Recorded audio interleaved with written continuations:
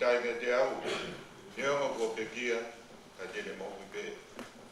E longa ia mo ui mo tui ki tai ke te au. I gaya ki te mate. Tai ngati.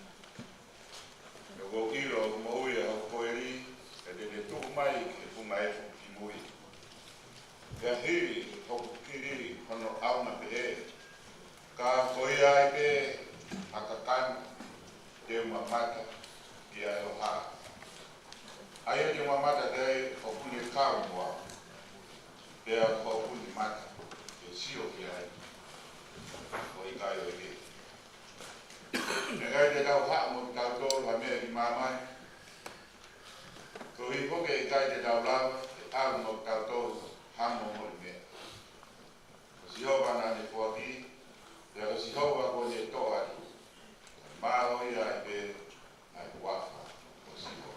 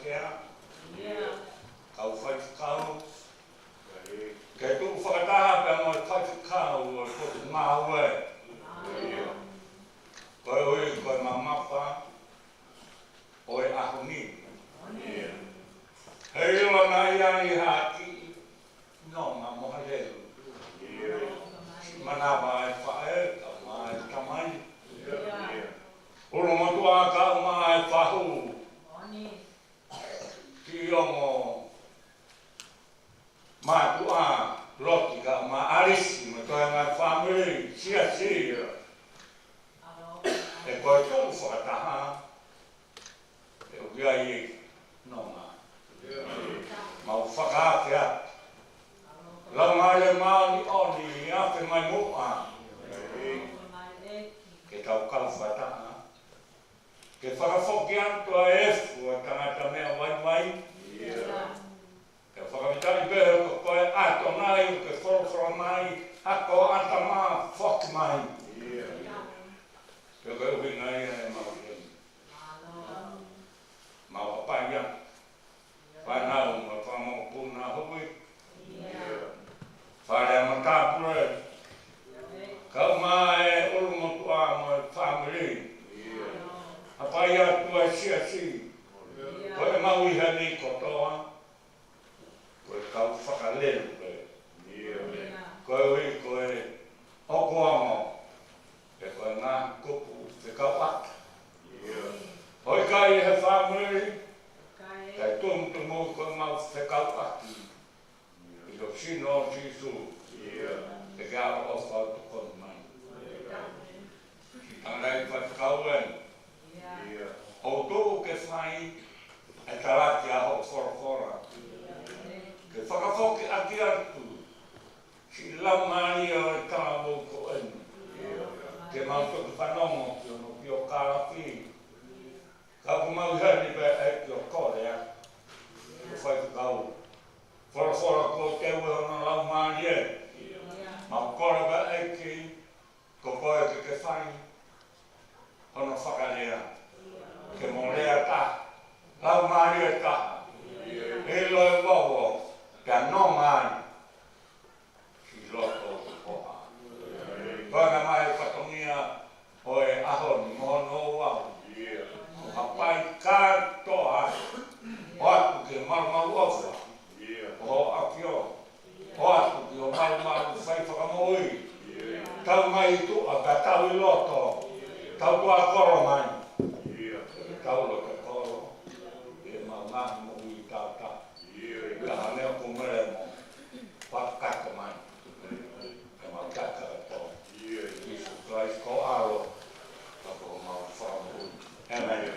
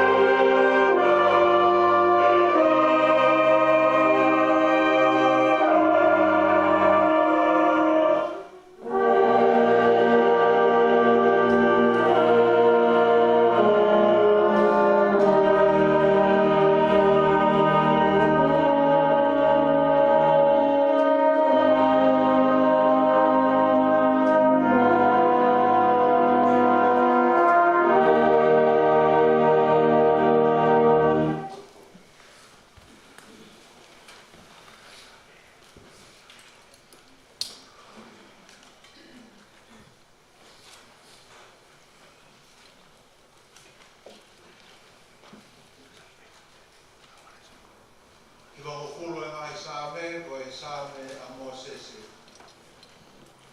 Ei ko koe ho mau nofo anga, i he tau tangata, te mo e tau tangata. Teke whakatupu a ngahi mo'unga, pe whanau ia mamani mo e Fonua, io talu me mua o rau I kuonga, ko e otua pe ai awhia. Oko ke whakahoki ke he fuo e tangata mea wai wai, pea ke pehe hako a tama, whoki mai. E koe tau e a wheri hou wakai o kuhange koe ane a whine o sina. Pea whoi wasi I he pouri. O ko ke awe ki nau tolu hange Hawaii wha, o kuhange ha mohe whanau kotoa. Pongi pongi o kunau hange ha muga e musie. Pongi pongi lanumata motere wawe. Efi afi tuusi hifo pea mai. E koho hou hau o kumau osi ai. Te mau mau tāfua I o tuku tāmaki. Ko ke whakatū e mau ngahi kia I o aona. Ko e mau ngahi mea fofo I he mama o fofonga. He ko pare o mau ngahi a ho katoa pe I ho hou hau. O mau whakaosi ho mau ngahi tau. O hange pe ha talanoa ku lau. Ko ngahi aho o mau tau ko e tau e whinu mawholo. Pea ka lahi o tō ngō. E au nai I he wau o wholo. Pea hoto viki a ngā. Ko e omo sia pe moe mona. E o kutuosi wawe pea tau kona. Ko hai o kune I roi ho hou hau hono mama wha. Pe koe lahi ho tumu tāmaki o tau pe moho ngeia. A ko mai ke mau whakafuafua pehe ko mau ngahi aho. Ko mautu mai haloto poto. Tiri o eiki ko futu o lorou te ria ho kau tamai o eiki ko ki mautolu. Whakamākona ki mautolu kei pongpongi aki a ho alo o wha. Ki mau mawama mo fie fia I ho mau ngahi a ho kotoa. O miha fie fia ke hoa mo e fuoloa. O mau whawai wai I e he awhiona. Ai ngai tau ko mau whianga I ngai mo kowi. Ke haho ngā we ki ho kau tamai o eiki. Te ki nau whanau ho langi langi. I o ke ia ke te ki tau tolu e whakaofo ofa eiki ko mau atua. Te ai ke tu mau ia te mau tolu e ngāwe aho ni mā. I o ko e ngāwe aho mau ni mā. Ke whakatuku mau ia. Amen.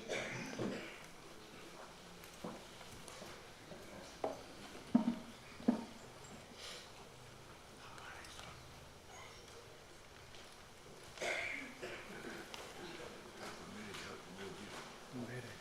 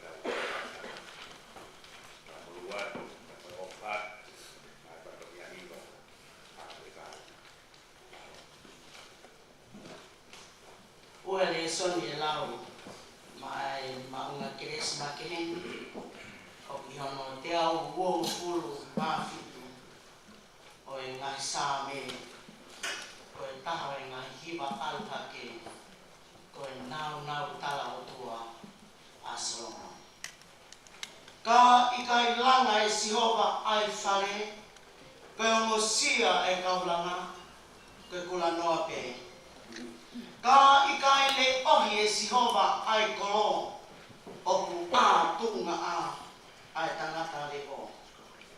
Koe kula noa mo a hengi ho mo mohe tuai ho mo kai e maa e mo sia he o une fuaki ta tau pe ki hono ofa anga kai mohe pe ia. Pakai koe whanau koe inasi mea sihova. Koe totongi o kune omi, koe fua, koe manava. Hange koe ngā hau i e nima oha toa, pehe, ai ngahi foha o kute maku, kei tāwau kita.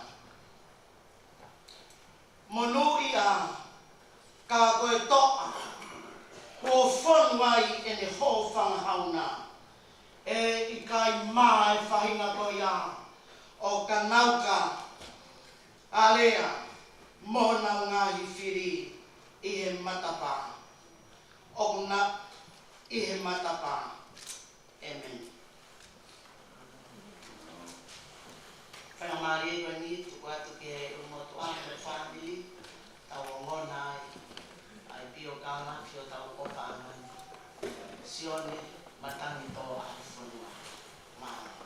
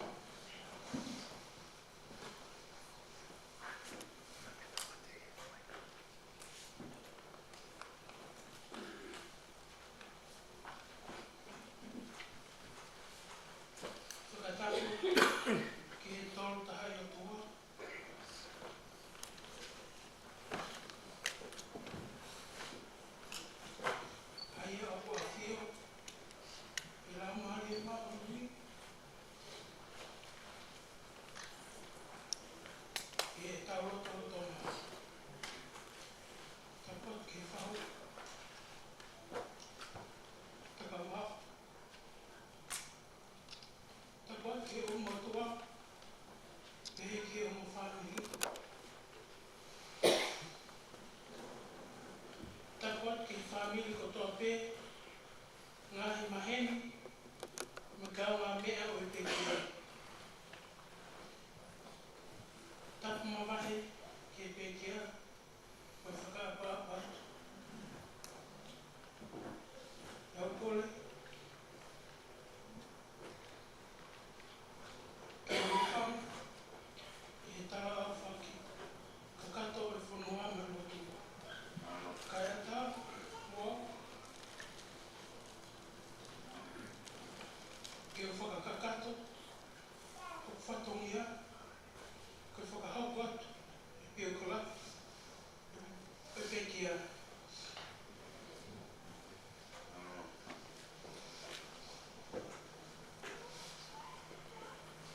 Nei tupu hake e pekia I he mo mātua o Sione Fonua o vai kore ki siana me ngā Tonga kolo mai leo lo ua wawa me mapu a whaea ou tumata. Mo nisita e whungani takana o toka mo esti ko lopa o ka mea wawa.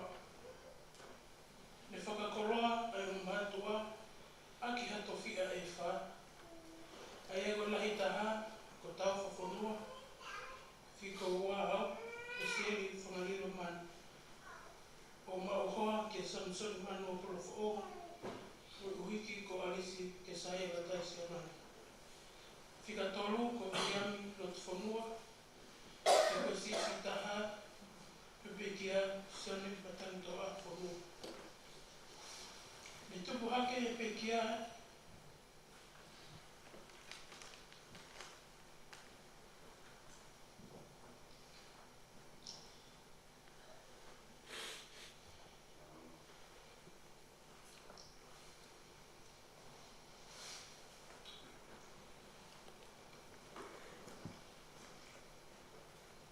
I he loto whare masi.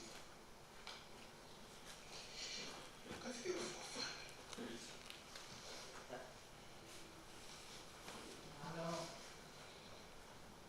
He me te pū ko iohi. I he loto whare mo ia ke loto. Whakawhitai ne omi pe, tanasi I unganga, whakaapa-apa, ni tau ki wā.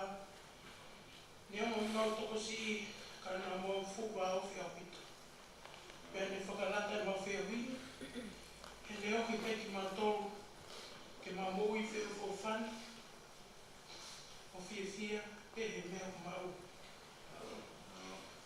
Ne ka mata e ako a Sione, Matangito a Fonua, I one Pere Primary, I he tau o awhi mani ma.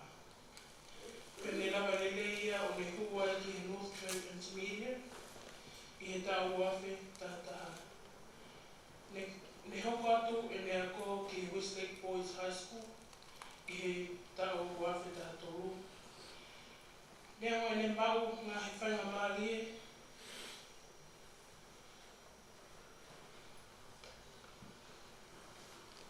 I he high school, ni lotu pe a Sione, Matangito a Fonua.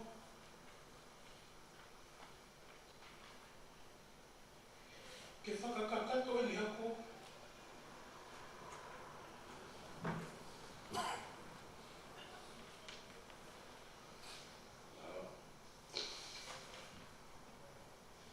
I he polisi ko tupo. Ne tupu hake a pe a Sione Matangito a Fonua, I he Siasi Metotisi mo ngā he moni Northshore. Pēnai me mipa lau tohi whakasāpate, ne hoko ko me mipa he youth o Siasi, pēr ko me mipa whokia o tau I whia Siasi. Ne whia mau pe,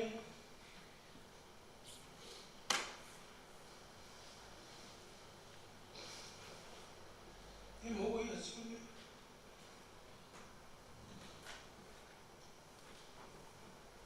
Ke iai a ki mea, ke tokoni mo ongo ai, he whatongi e Siasi.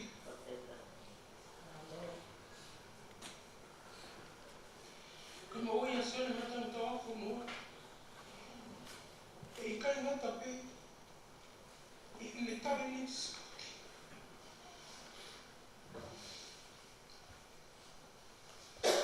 Ka polo mo I whipalasa, ka nane whakaamu ke hoko, professionale. O kia mai ngahi pole ne whehanga ngai mo ia. Kanai kai ko tamayo eki ke tuulolo i hane whenga ki hane taumu. Ne mau whainga maria Sione ke wholau ki Siasi. Ke hoko atu e ni whamalau sino i he boxing mo ni teo teo. Pea pango ne hoko mai ai COVID-19. Pe ne pawai ki whoki mai ki Nusilani. Ne tūtū ne pole anga Nusila ki whakawhoki mai ka kai sitseni ko tō pē o nau i e ngahi Fonua. Ne Filipea Sione ke nofo.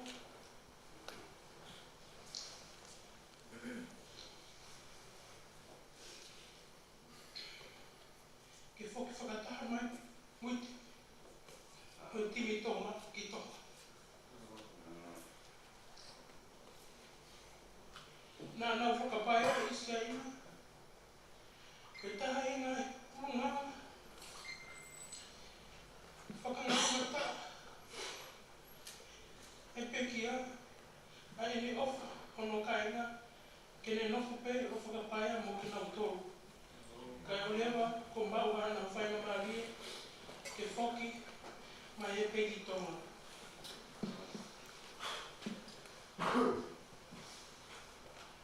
Ne whoki mai a tēru i Tonga hiri e ngahi whakataputapui e kau a Fonua. O hopat pe ni whakamalo sino, mo e ni tau mua, ki hoko ko a tanata fuhu, whakaprofessionale, mo i hu he amihi he kahau.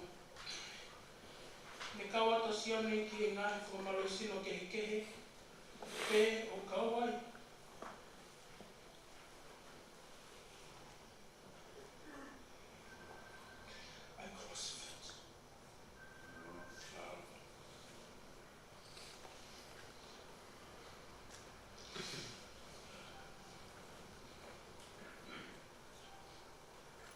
Na ni ngawe aunga aki e whahinga whakamalo sino ke Tokonaki ke te ia. Pe i he pongpong whalaite o noa September. Na ni whakakakato ai.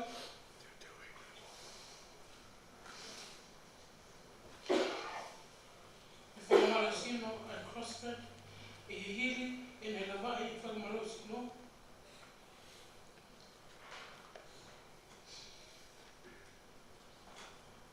Na ni tō tau ai.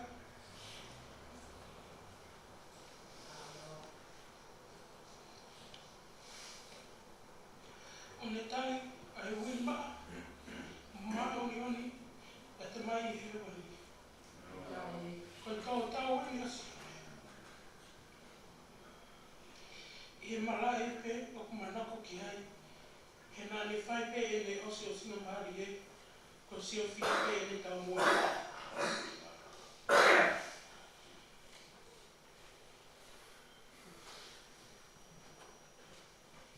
Koe mo ui, me runganga o Sione Matangito a Fonua, na i kehe atu pe, he nai urunga ki he kaliroa o whanongo.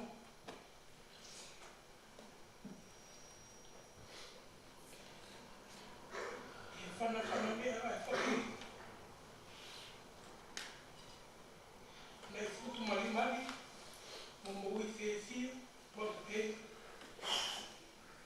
Te kanoni aki e ne loto no mani.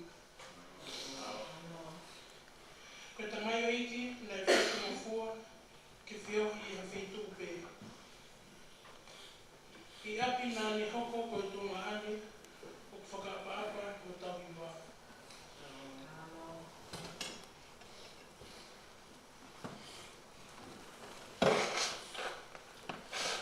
Nei mo ui whia mau pe, pe au pikai, ke whaalaua, ai urunganga, mo e to onga mo ui, o tau māta ai, ai o me family, mo e te fua e kakai, i he Siasi, mo e kau ngā mea, koe mena ki me liepe, ki he urunganga lelei, ai ta mai o ikini. Moni pe lea o kutaka o tau Fonua.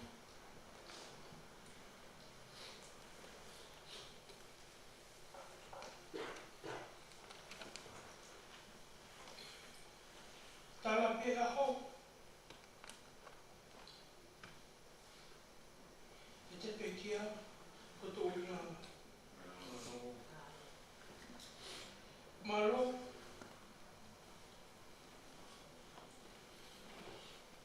se o Tonga ani. E tāsi inga le reina ki tā te mau nofo aki hea o manatu I me lia atu mo umiu noa pe. Ka pekia ni a Sione Matangito a Fonua I hana tāua ni ma. Ni a mai mau tai whia Malangai ka ko hai tini whio ia. Na pole maa mo maa ni hana ia utua. Koe ofa. Koe tui o taingi mo I tāriti. Ko ke tatawai I e hala whanonga ke whanuri Siasi I Fonua. Ko ke lawai e taule lei mo I whakapoepoe. Te waho o wholau. Ke ho.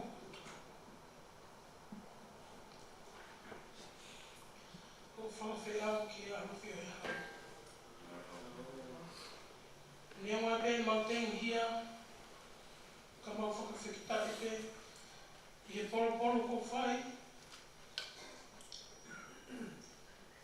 Mi I tāniti. Ke he mau roto whai. Whakawhitai o tua I wami a whoha.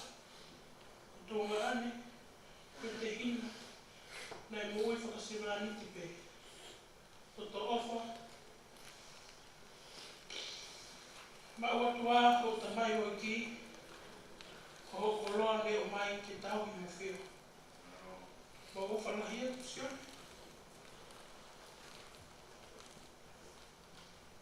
Matangito a afu. Moi whakaapa.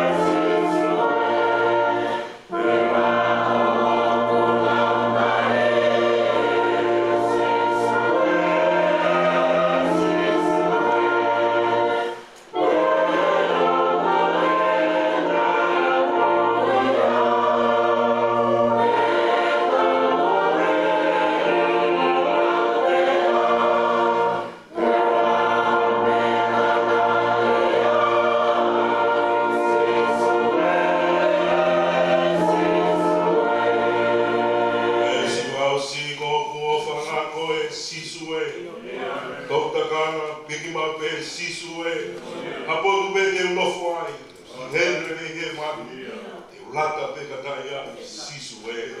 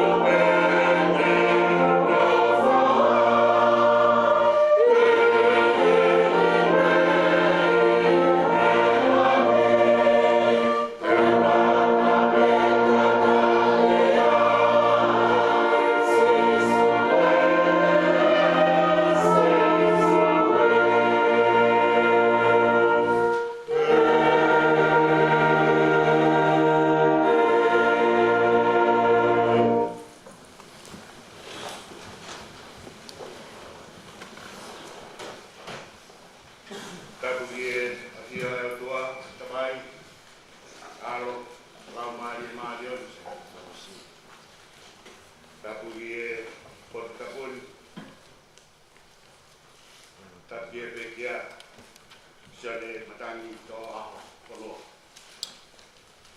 Tapi whanau kamu puna hoi.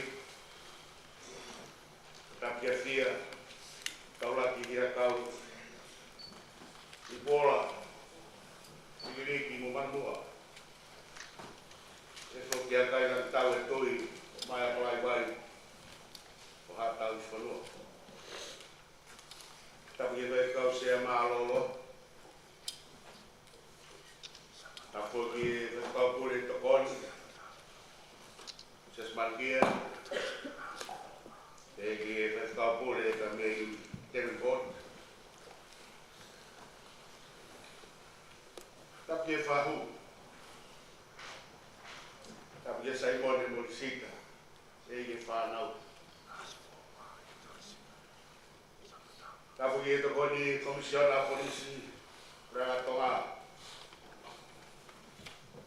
Jadi dah wajah baru motor, Fkeiki. Kalau tu hari si family kita, tapi kalau saya tua tahu Siasi berkaina, kau ngambil apa yang tahu lalu begini. Tengah tahu fai dua mawat, om yang kita ini. Kau tahu Fatogia, kau tahu Foha pun.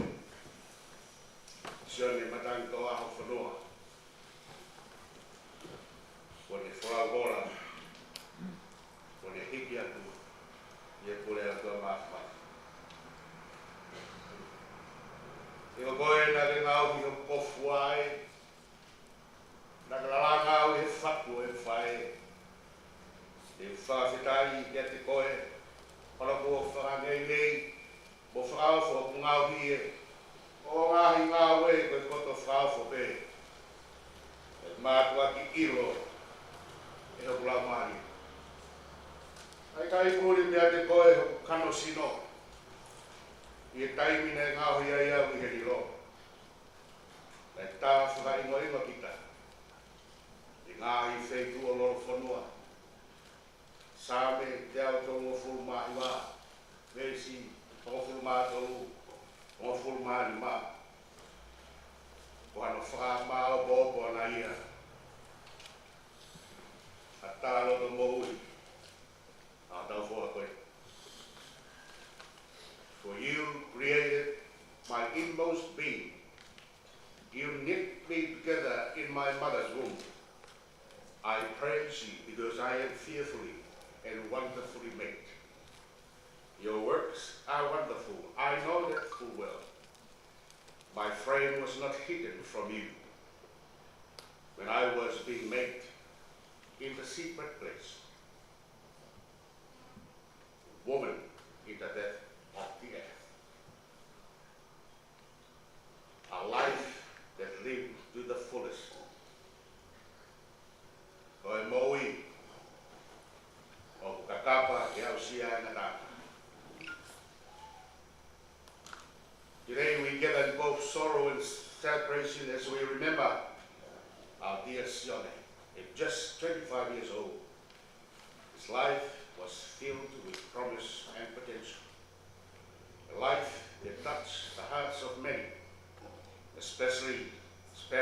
Sione and Visita, who missed him so deeply. Sione was the youngest of 4, a cherished brother with his siblings, 1 brother and 2 sisters, as you heard from the eulogies, in a family of such love and connections. Sione found his place as the quiet, yet witty spirit who could bring a smile to anyone's face. Though he may not have been the loudest in the room, his sense of humor and gentle nature left lasting impressions of those who knew him. In Psalm 139, we are reminded of how intimately God knows us. Sione was fearfully and wonderfully made, a unique creation with a heart full of kindness and humor. He approached life with a quiet strength, and even in moments of silence, he had a way of making those around him feel valued and cherished. His laughter, often shared in quiet moments with family and friends, will echo in our hearts forever. His coaching team with the North Harbour CrossFit compare Sione's strength to a lion and fast like a ninja. The lion is not a large animal. It's not the greatest animal. Hippopotamus, elephants, giraffe, and many other animals are bigger and larger than the lion. But the lion has one thing that makes him the strongest of above all. Just one thing: determination. Though his life was cut short, Sione's spirit continue to live in our hearts. He taught us to appreciate the beauty in quiet moment, to find laughter in the simplest of things, and love deeply. And let us carry these lessons within us as we move forward, honoring him by living our lives with the same passion and kindness he explained. Io da frai te wano sette mani mawe te foni the Sione mai tamai o Sione wane hiki the North Harbour CrossFit. Dere apiai toka mai Sione potu ele toka ai tari ui ai ba reangi family ki mua pe whai maulotu o wigai ko hapotu ke matapa no lagi. E ringa o tau ngā whanonga, o tau ngā ngāue, o tau ngā tui, o kau ngā moui. Ako aho o tau i, e whai ai hangahi potu keke. Pero tua te o kune afio i, ai whetu, mo e potu e hopai, mo e potu ko ia, e hopai e ui, ko e matapa ai au lagi. Koe matapaia, o ke whetu taki ai motua. Aweari, alau maki, te potu tutunia. Te awe tau whataha mai, e mamahi mo e maalani whatawas. Koe tau manatua Sione Matangito a Fonua. Tau o Fulmani ma. Whanungutu te mou i he talo mesi, mo e whamanaklerei ke ka. Koe maui na ne tohaki e tokanga o tola. Ka mo mea repi o kawafi mo historia ne maui. Kono tāno ai. Ke nai fia e tola i he wakai. O kune matua e ngai whangatangata e maui. O kai tau. Koe tongwangi hengi pule roa atu. E whaawa e tangata fuhu i loa, hau maro loa nuslani, Shane Cameron, ano Jim. E hengi, ni mahi hengi. Ka e sesini ai, e delegate ma Sione. E to kilo e to lahi, nara Sione o ako fuwa.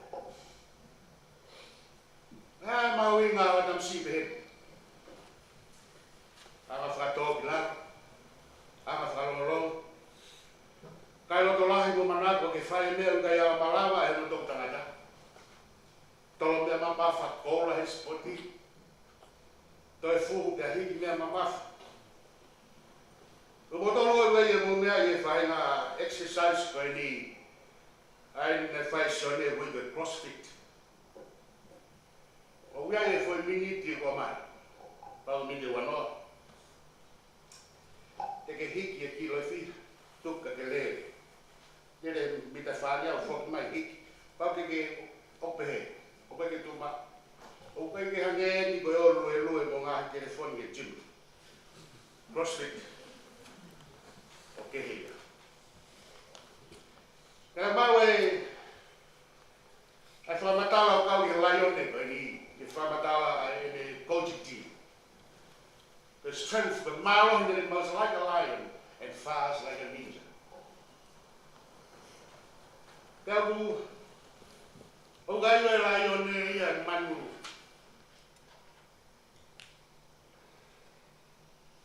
How we can out that?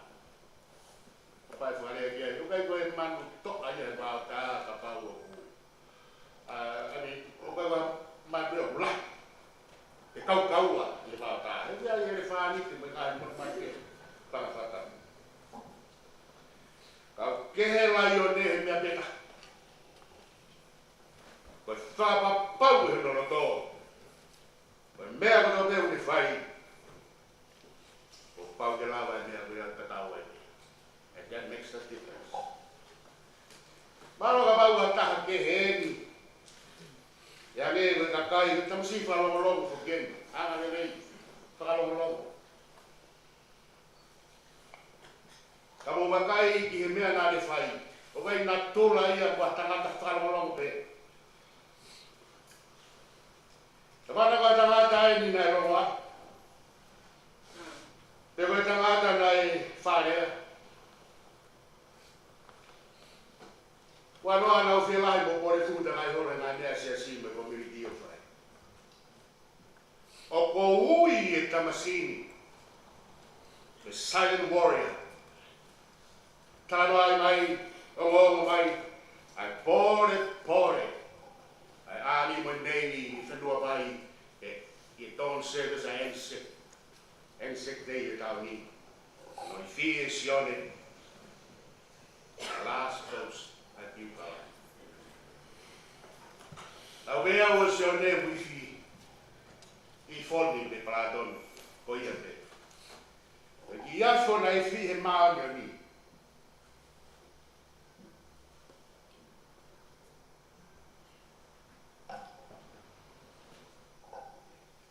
Ko ki afo Sione.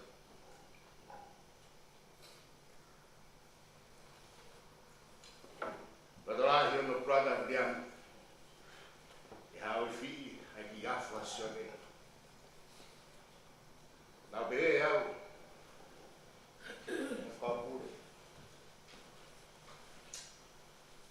I was expecting a lost God. I'm not here for more than but that to my target. The flower I lost.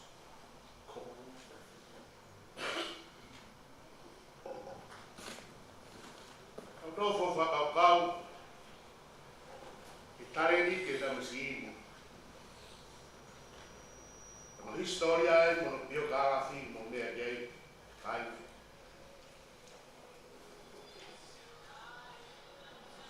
O falar o exame, te auto riba. Quando há a outra lá estamos indo e a porto mama na nora. Te agora é que está sabe. You know me. You knit me. You make me. You put me here to where I am today. Well, he going to block my one. But give me an amount of the telephone you get a playlist. Give me one. Tano a hinga na toki hiwai o ofa ngā koe. Si sue ko maro hi ngā koe. Maro ngā. Tata koe ni, koe kau. Koe ni whamarosino en ki au sia koe Tonga. I hope that the Fonua, Matangito, is over. Olawe da Masini. Because silent warrior. In a world, the whakau coward by Awe da Masini, the Malangai from Matalai Mo. In a world engulfed by the clamor of hatred and the chaos of war, a silent warrior emerges. A beacon of resilience and hope, cloaked in shadows. This solitary figure navigates the battlegrounds of despair, embodying strength in the face of overwhelming adversity. With every step, he carried the weight of countless stories, each echoing the pain and suffering of those unable to fight for themselves.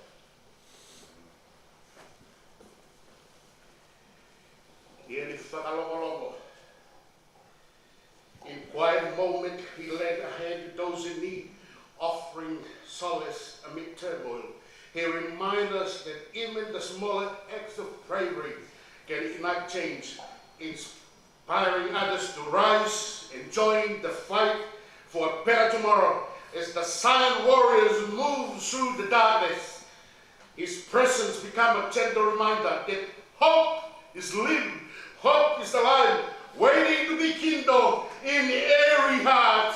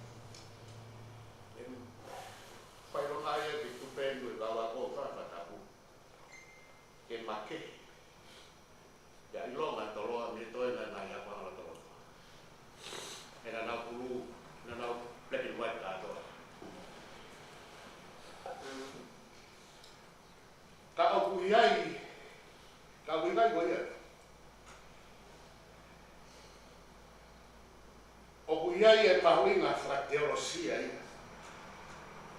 O tapa pulu. Wina na figia. Os mai me whamatala ai lano ia. Ko e whetuta ki anga. O e mamani mo e taitaia. The connection to the infinite.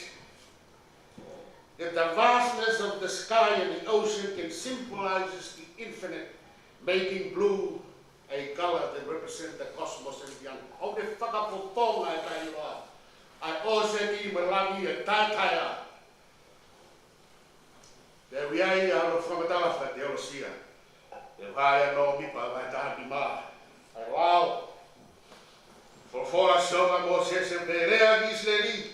Talaga nek nau tolu. Ngauhi ha nau pao. Ia nau kapai ko fu.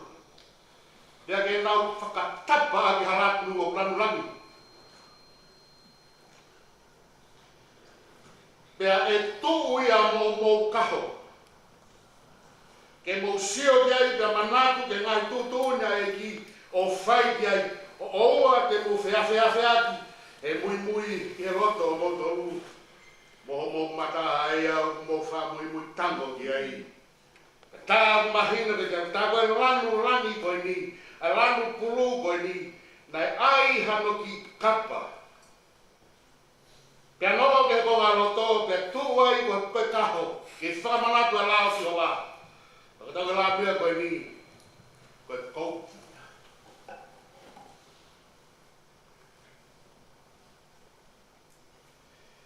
Ko e foi kou. Ke le whamaratu ke te au, ke tau ke tutu na sioma. E nane ngau hino kofu ai. Nane la ngau he whaku e whae. A te whawhita ke te rea. Ko hiwa mai na hiwa tau ke te te. Ko e escape kouti mo ia. Ko e stila wei me whau e tangata ko Wallace Willis. Ko e pōpula uri Amerika. Tawalo no wana. Ane hiwa hea pōpula ko e whamatala. A hara he o tua hamusi ha tangata. Me he pōpula ki tau atai me he taimi ka tau. O ku wha o loto ai. Ai escape coat teu he te tau hora me hea pōpula ki. Ke whakatau atai nai tau tonu me pōpula me kau hine hina. Siasi o monga hea moni. Kaina mo e whamiri, o tuku e whohaa te kau. Koe hai escape coat, silent wood, longo, e wiai e se kau. Whanani, o ku lotoloto i he wharemi. Ye whare ni kola, ye whunga mua hea moni, o ku biri ia e pununga le whamanaki mai. Koe tau escape coat, hola me he angahara. Turi le whae whina ngāro e tua. E nā le ngāhui ho tau kofua e, nā le raranga ki tau tau le whapia tau whae. Tau whawhita ia te ia, e ko whangenge mo whaofo ho tau ngāhui e. E ne ngāhi ngāhui e, koto whaofo ko toa te. Mātua ki iro e ho tau laumari e. O ane tofu e mo uri e Sione. Sione. O ke a koi marunga. E a koi marunga e ma moui. Koe escape code. Tania si suke maui. Loku mauni. Biringi e kolosi maunga. Koe escape code i ai karistiane. O ko whai. Areani. Ie hua whai tamai. Moe alo. Moe lau maari maari wani. Amen. Oro rei me kaastak. Model tatau kaas. Ono ngea tonu fuma wala himi, ono to wala, mea ke tau hiwa. Eki le rei ma o fau e hara whainga ta. Mo ui e ka taha ana, ala i sia mo kolonga.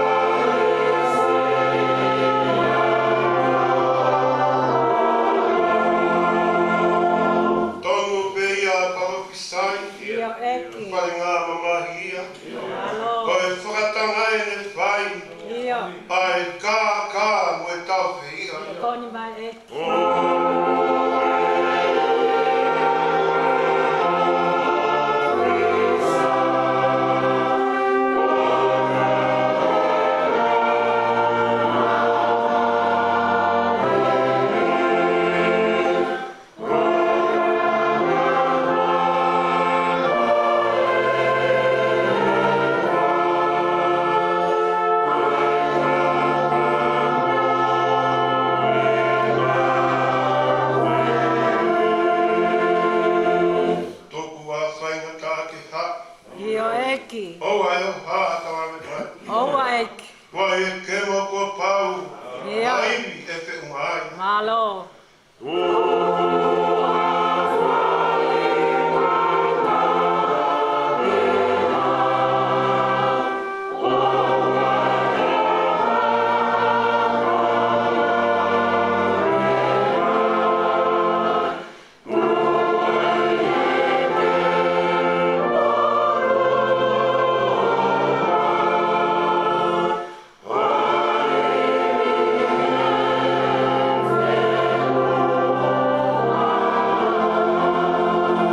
Moni koe mo ui ho haa. Koe te le a o tangi e. Moni. Whawhetai e tau au sia. Whawhetai Ma eki. si su o kune maheni. Ka malo eki.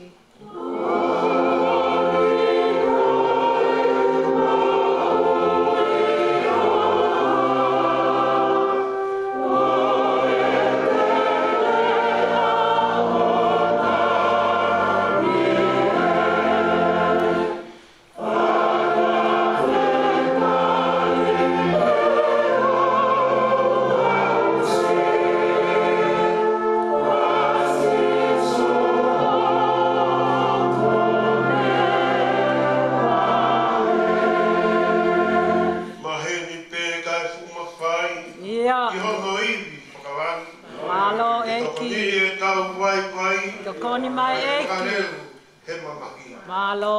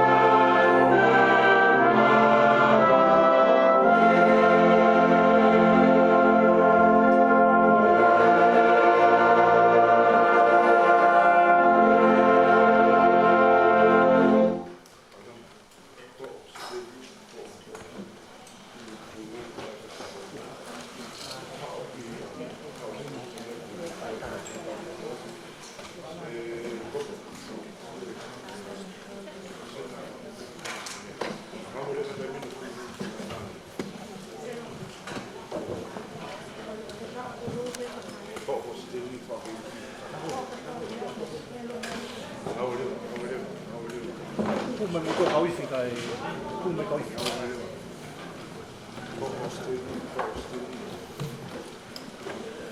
講自己阿大。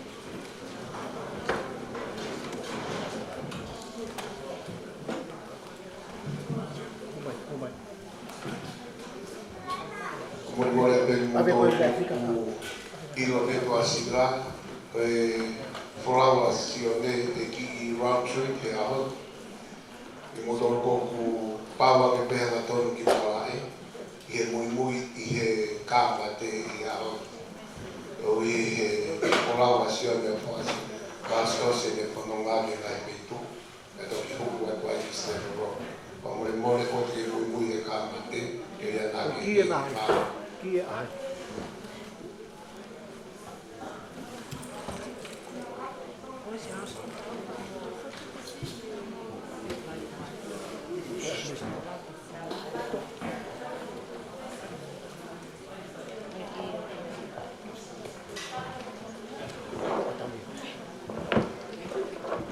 Tot is er. Tot is er. Dus.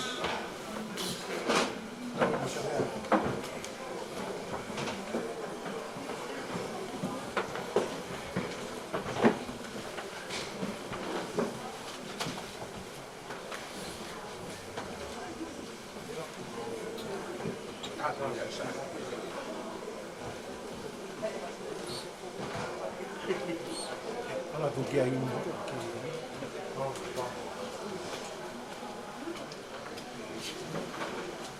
la musa non dice io la come che piede lo culo che tu sì a voi ok senti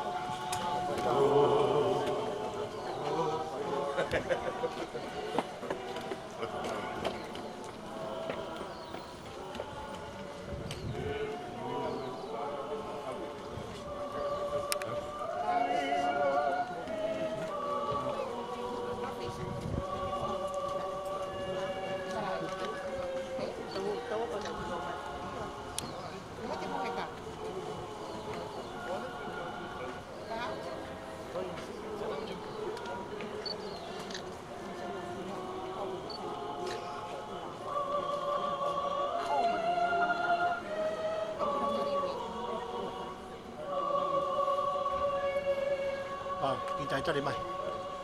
Tari mai. Kau be. Tari.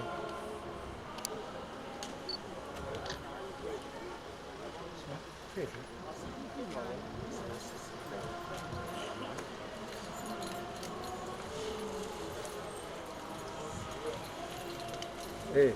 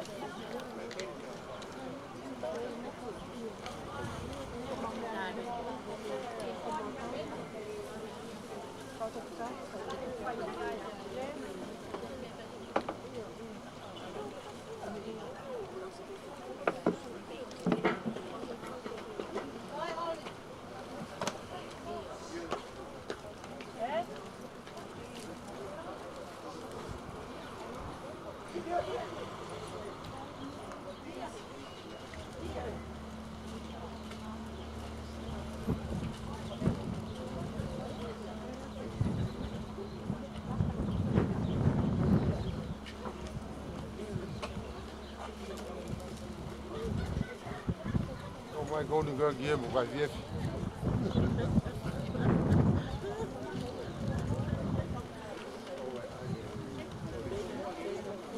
Trauca tu ia Pascal.